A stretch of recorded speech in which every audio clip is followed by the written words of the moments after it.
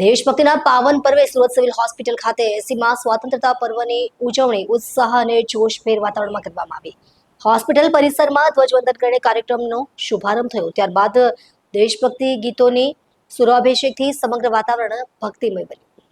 આ પ્રસંગે હોસ્પિટલના નર્સિંગ સ્ટાફ, તબીબી વિદ્યાર્થીઓ તેમજ અન્ય વહીવટી સ્ટાફ મોટી સંખ્યામાં હાજર હતા। કાર્યક્રમ દરમિયાન હોસ્પિટલ સુપ્રિન્ટેન્ડન્ટે દેશની આઝાદીના સંઘર્ષને યાદ કરાવ્યો અને તમામ કર્મચારીઓને શ્રેષ્ઠ સેવા આપવા પ્રેરિત કર્યા। ખાસ નોંધનીય છે કે આ ઉજવણી દરમિયાન હોસ્પિટલ સત્તાધીશોએ દર્દીઓને સુવિધાજનક અને ગુણવત્તાયુક્ત સારવાર આપવાનું આશ્વાસન આપ્યું। તમામ દર્દીઓને તાત્કાલિક તબીબી સહાય, દવાઓ અને સુવિધાઓમાં કોઈ કમી ન રહે તે માટેની વ્યવસ્થા કરવા તેમજ ઇમરજન્સી સેવાઓને વધુ મજબૂત બનાવવા સૂચના આપવામાં આવી। આજે 80મો સ્વતંત્રતા દિવસ છે। સૌ નાગરિકોને આજે સ્વતંત્રતા પર્વ દિવસ નિમિત્તે ખૂબ ખૂબ શુભેચ્છાઓ પાઠવું છું। ભારત માતા કી જય, વંદે માતરમ।